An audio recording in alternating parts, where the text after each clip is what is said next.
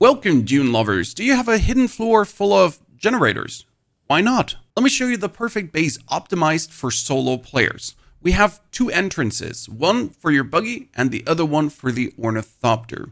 As we then get up with the buggy or the ornithopter, the storage is right in the middle.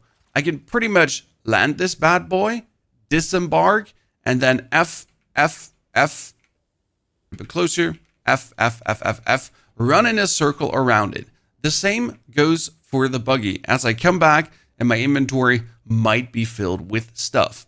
And if I want to pull things out of the ornithopter or the buggy, in case you still don't know this, you E the storage container and then top left corner, we can go to the scout ornithopter, currently empty. We can go for the buggy, currently empty.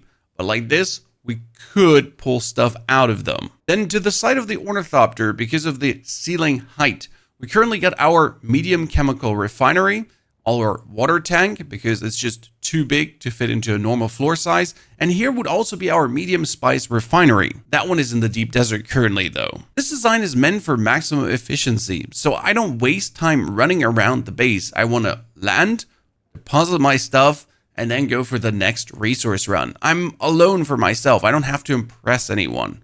And we get this little stair down in the middle. Boop. And it brings me to the next set of crafting stations and my Fremen Deathstills.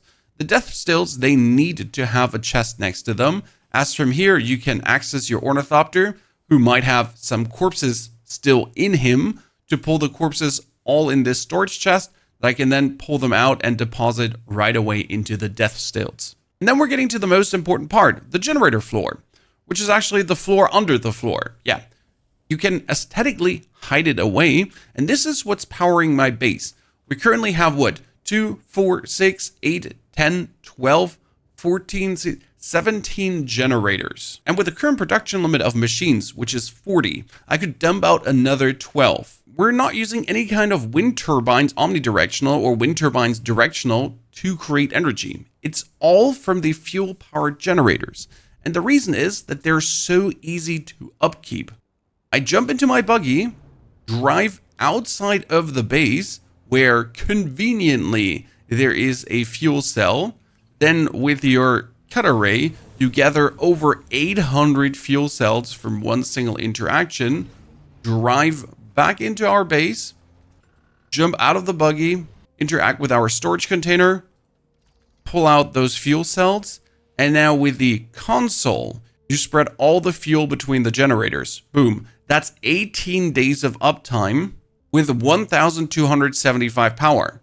And I could build another 10 to get another 750 power, which I will need in the long run to build myself a large ore refinery, but I still have to gather 400 spice melange for that, so I'm not really worried. Now you're probably going to ask, Pony, are 3 Deathstills enough to actually give you all the water that you need?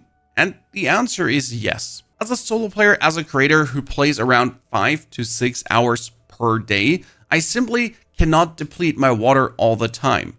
Right now, I'm, for example, looking to make tons more duraluminum, and I might, if I make another 100 duraluminum, use a lot of my water up. I need to make plastanium ingots as well. That's using water up as well. But in the time where the water is used up, in the time where I'm then crafting set items, and if I'm going to be making another 777 cobalt paste. Actually, 200 should be made anyways. Good. It depletes some of my water.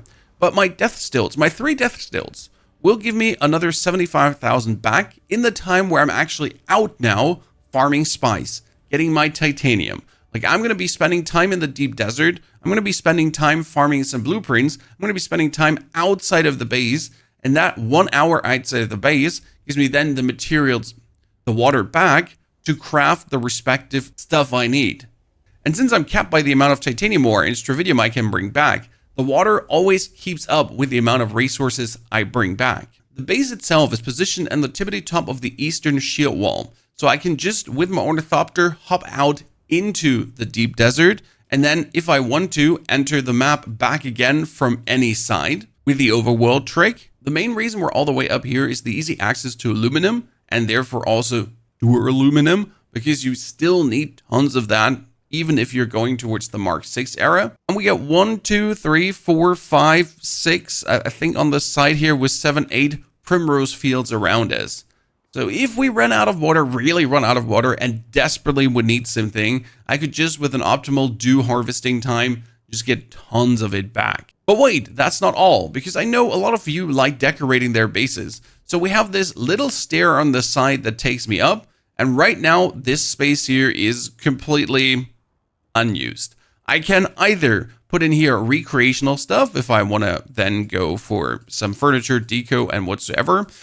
But I also plan for this to potentially, in the long run, be able to hold a large spice refinery. But as I see right now, I might actually have to make the ceiling even higher for that. That's not the only base we have right now. Let me actually show you our deep desert base. Why would we need a deep desert base? There's a couple of very good reasons for that, and especially the brand new patch 1.1.100, which changes the deep desert to a more PvE friendly territory, is going to make a deep desert base even more mandatory. My current deep desert base is in the A row of the deep desert, the PvE row, where no one can raid your base, and the only thing that will destroy your base if you don't deconstruct this is the Coriolis storm that happens every week. So before that hits, you obviously get it deconstructed. Currently, it's a small base of operations that will actually expand with a new patch, and I'll iterate on that in a second. We get a wind trap on the tippity top because I don't want to care about the water production. I fill it up with enough filters that it produces all the water I need, and if the water is actually full, I then just simply disable it until I get the spice to make myself more melanges with the medium spice refinery. Currently, I got 30 waiting for me. Great. Now, the reason why we're building a deep desert base is simply because building cost is 50% reduced. So that medium spice refinery we have here, instead of costing me 135 spice melange, is only 68 spice melange. Way easier to achieve. And the same actually goes for that large spice refinery that would cost 500 melange. Now, the thing is that the next patch will allow us to make a PvE deep desert base all the way into the E row. Half of the E row and everything below will be PvE. So you can build yourself a little base like this all the way up, see daisies, jump from the E row over into the F, G, H, and I to farm your spice, stravidium, titanium, to go back into the E row and then back and forth to actually have more efficient farm runs instead of all the time going back here. No one can raid your base. This means we gotta extend our operation a little bit. Right now you can see we get 7 generators, spice refinery, 2 water storages, and the windmill on top. Because this produces easily 50,000 water to then allow me to make those 10 spice melanges, and it provides us with the perfect amount of energy.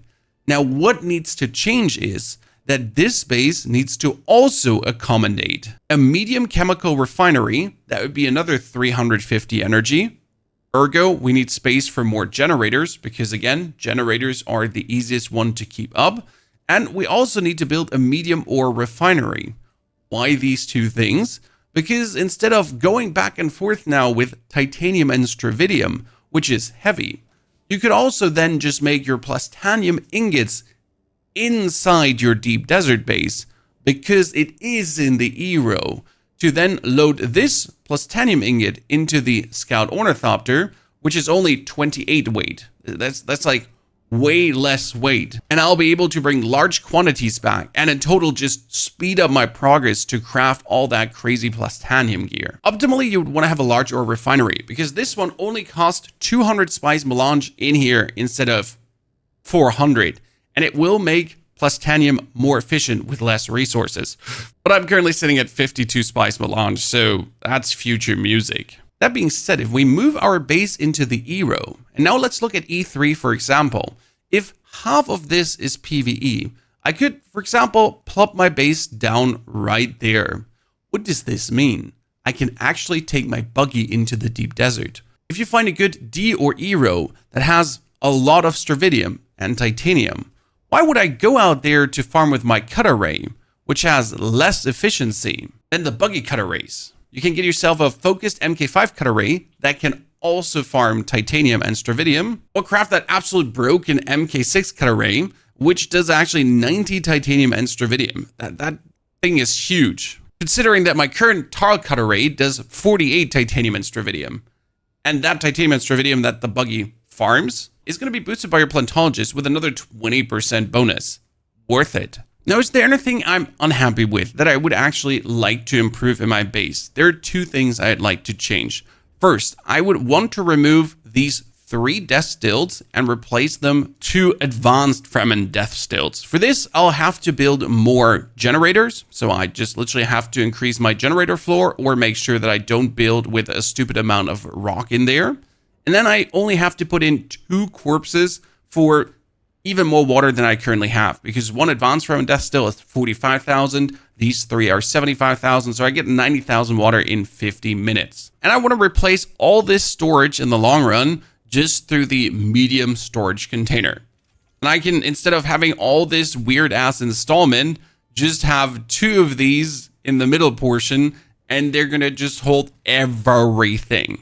But they cost me plus titanium ingots, so why would I build this right now instead of just the easy aluminum storage containers? They just take so goddamn much. Why are we still having the smaller chests? Because they still had them. That's the easy out. I still had them. But obviously I should just build all the storage containers there. Why waste the materials though if the small ones are just perfectly doing it and aren't even completely filled? And before you ask now, Pony, are you working much with circuits to like output the stuff into the right boxes and have more order going on? I'll be honest with you, no. I'm a solo player. I get about without having that. But yes, surely you could make sure that this storage output would be circuit 2, and that then one chest is named circuit 2 and it has all the crafting materials in it, and one is going to be the ore chest and so on. But I just, worst case scenario, build another storage container in the middle to just store more stuff. Blame my ADHD for not being able to keep order better. It is what it is. Now, before you say, Pony, I need more power.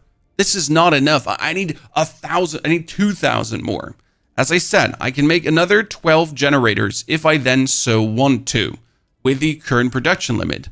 But you can actually increase the production limit. The staking units that extend your base vertically and horizontally, they also increase the amount of buildings you can put down, the amount of machinery you can put down, I think by 10.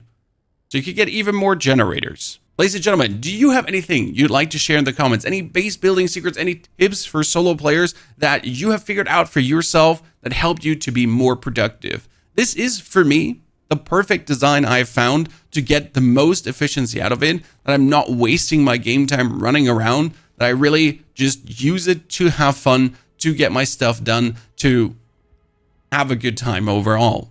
If you're now looking to set up your first deep desert base, or how to build a cool sword master, enjoy and have a fantastic good day.